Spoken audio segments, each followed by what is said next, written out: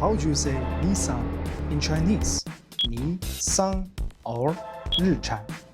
It might sound like just a pronunciation thing, but trust me, it's about branding, identity, and a bit of childhood nostalgia.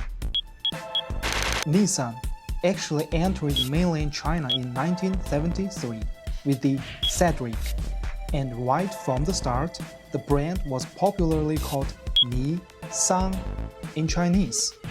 Nissan is just a phonetic transcription of how Japanese pronounce Nissan, written in Japanese kana as Nissan. The name comes from the Japanese kanji, which abbreviates Nihon Sangyo, meaning Japan Industries. Japanese kanji ni is short for Nihon, san is short for Sangyo, and the single character san itself means production or to produce.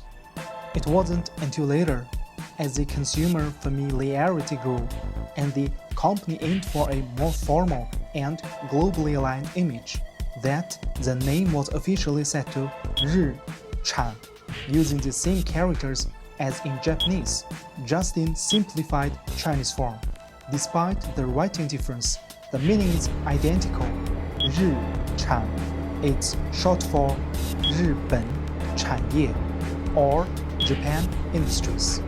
So in both Japanese and Chinese, it points to the same idea, a product of Japan. But to many Chinese speakers, especially those not deep into car brands, 日产 can also carry another meaning, daily production.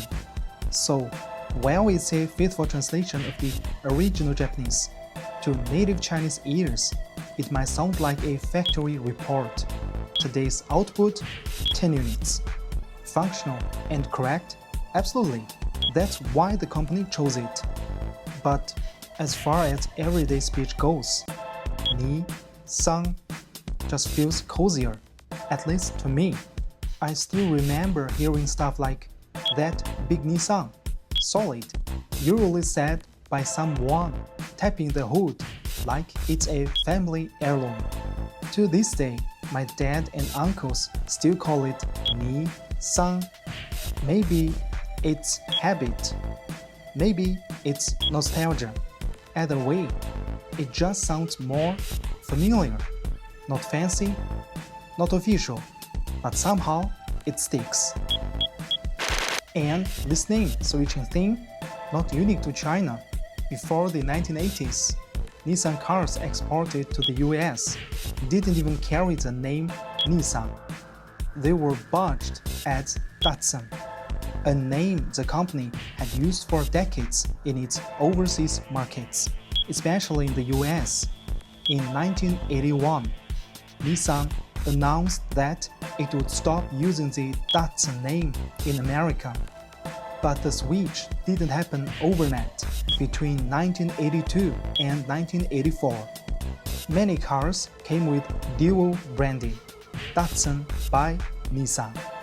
Meanwhile, Nissan was stepping its US presence. The first locally built Datsun rolled off the line at the new Smyrna, Tennessee plant on June 16, 1983. By 1985, most models had fully adopted the Nissan badge, though the Datsun name lingered in some corners until 1986. So yes, the US also had a period of one car, two names. Just like in China, naming wasn't just about language, it was about timing, perception, and what people were already used to saying. So when you say 日产 or Nissan, it's more than a name. It's a snapshot of China's auto evolution and a case study in how we adapt foreign brands linguistically. For many people, it's a Bluebird, a Sunny, or that trusty little pickup that used to haul bricks around your neighborhood. For me personally, Nissan means the Paladin, tough, boxy, and kind of everywhere when I was a kid. These days, it's probably the Navara or the Terra. I'm from Inner Mongolia, China, and around here, practicality wins.